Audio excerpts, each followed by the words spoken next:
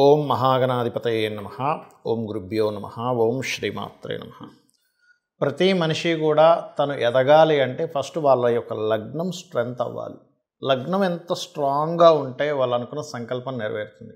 అయితే మనకి పరాశర మహర్షి చెప్పినటువంటి ఒక సూత్రం పరంగా సర్వే త్రికోణనేతారో గ్రహాః శుభఫలప్రదాః అనేటువంటి ఏదైతే శ్లోకం ఉంటుందో ఆ శ్లోకానికి తగ్గట్టుగా ప్రతి లగ్నం వాళ్ళు సంకల్పం నెరవేరాలి అంటే అసలు ఏం చేసుకోవాలి అనేటువంటి విషయం ఇప్పుడు మనం ఒక్కొక్క లగ్నం రీత్యా మనం తెలుసుకుందాం. వృశ్చిక లగ్నము, వృశ్చిక రాశి. వృశ్చిక లగ్నం ఆ రాశి వారు ముందు లగ్నమే తీసుకోండి. ప్రధానంగా లగ్నం తెలియని వారు రాశి తీసుకోవచ్చు, అందులో ఉండే నక్షత్రాలు కూడా తీసుకోవచ్చు. ఫస్ట్ ఆఫ్ ఆల్ ఏంటంటే లగ్నం స్ట్రాంగ్ అయితేనే మనం ఏదైనా సాధించగలం.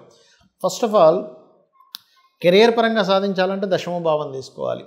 లాభపరంగా అంటే వ్యాపారాల్లో సాధించాలంటే లాభస్థానాన్ని తీసుకోవాలి. కానీ మనిషి ఫస్ట్ ఏది సాధించాలన్నా లగ్నం స్ట్రాంగ్ ఉండాలి. కాబట్టి మీకు ఉండేటువంటి స్ట్రెంగ్త్ ఏమిటి అంటే కాంపిటీషన్, సెల్ఫ్ కాంపిటీషన్ ఎక్కువగా ఉంటుంది. ఎవరో నీకు ప్రత్యర్థిని కాబట్టి నువ్వు కాంపిటేటివ్గా ఉండు అని చెప్పాల్సిన అవసరం లేదు. చిన్నప్పటి నుంచి ఈ లక్షణాలు బలంగా ఉంటాయి. మరి ఆ సెల్ఫ్ కాంపిటీషన్ ఉండేటువంటి లక్షణమే మీ స్ట్రెంగ్త్ గుర్తుపెట్టుకోండి. అదే కాకుండా కుజుడు వృశ్చిక రాశికి అధిపతి. సో వృశ్చిక రాశికి అధిపతి అయినందుకు సహజంగానే స్ట్రెంగ్త్ ఎక్కువగా ఉంటుంది. ఒక సగటు మనిషి ఒక 8 గంటలు చేసి తర్వాత అలసిపోతే మీరు మినిమం 4 times ఎక్కువసేపు మీ కెరియర్లో అంటే 8 4 32 hours చేసినా కూడా అలసిపోకుండా ఉండేటువంటి బలం మీ లగ్నానికి ఉంటుంది.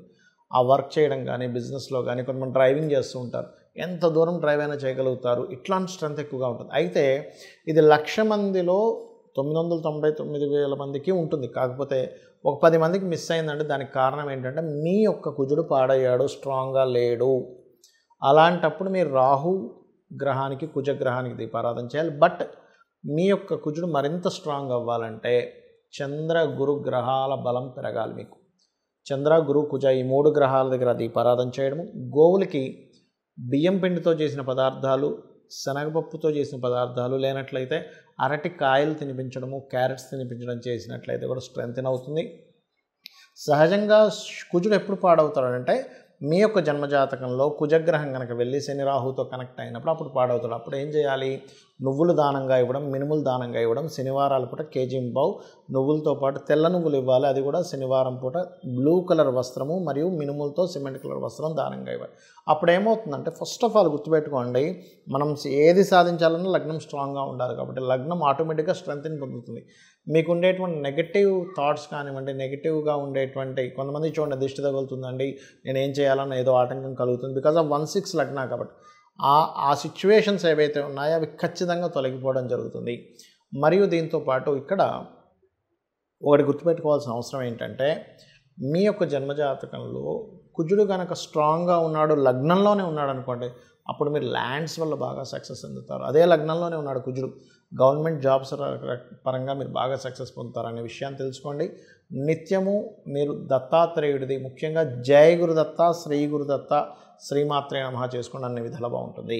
అందరికీ లగ్నం తెలియాలని రూల్ లేదు, వాళ్ళ నక్షత్రం తెలియాలని రూల్ లేదు, వాళ్ళ రాశి తెలియాలని రూల్ లేదు. కానీ తెలియనప్పుడు ఏం చేయాలో కూడా చెప్తాను. అదేవిధంగా అసలు ఎగ్జంప్షన్స్ ఏమిటి, ఎగ్జంప్షన్స్ ఏం చూసుకోవాలి, ఎట్లాంటివి అనేటువంటివి చెప్తా. ఇప్పుడు మనం పాయింట్ నెంబర్ 1 ఇక్కడ మనం ఒక లగ్నానికి అని చెప్పి తీసుకున్నాం.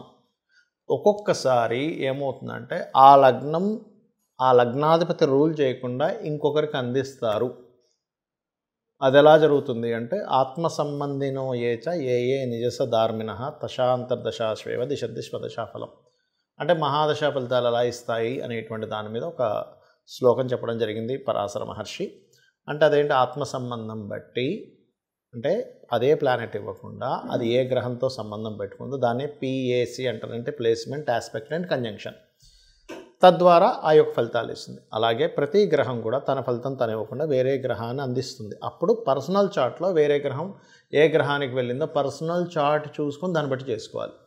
అది ఇన్డెప్త్గా వెళ్ళేటువంటి విషయం. బట్ నేను స్టార్టింగ్లో ఏదో చెప్పానో అది ఖచ్చితంగా అది కూడా పనిచేస్తుంది, పనిచేయదని కాదు. ఇక రెండో విషయం ఏంటంటే ఏమంటే నాకు నక్షత్రము, గ్రహము అంటే లగ్నము, రాశి ఏమీ తెలియదు. అప్పుడు నేనేం చేయాలి అంటే ఒకటే చెప్తాను మీకు. నిత్యము సూర్య నమస్కారం చేయండి. మీ లగ్నం 100% స్ట్రాంగ్ అవుతుంది.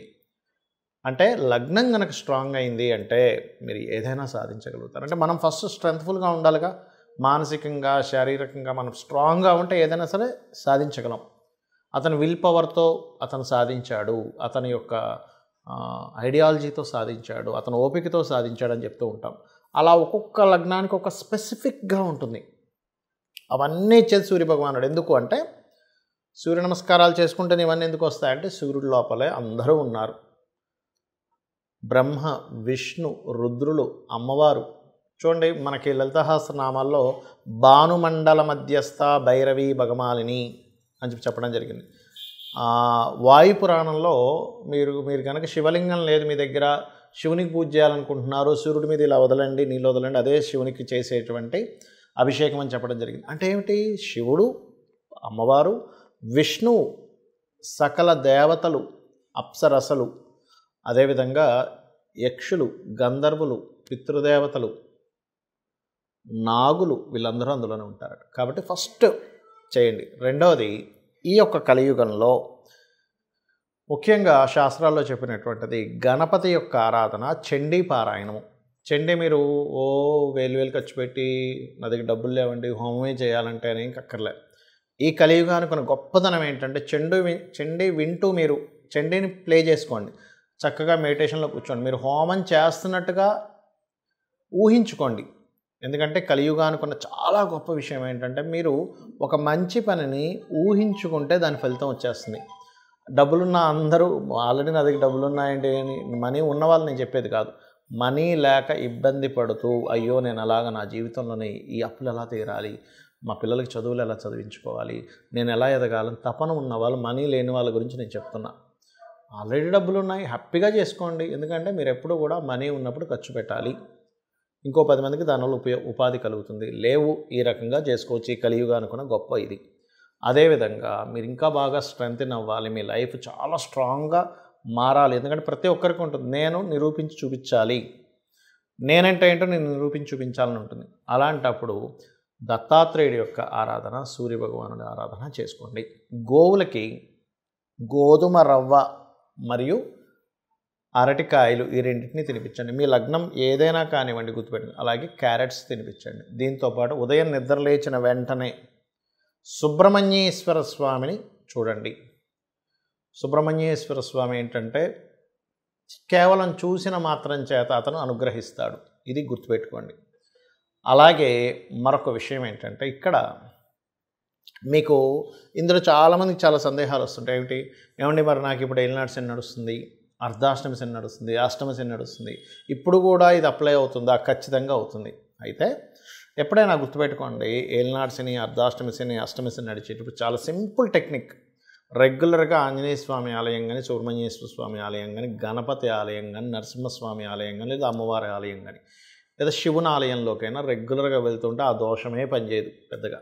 అంటే శని అనుగ్రహిస్తాడు అక్కడ.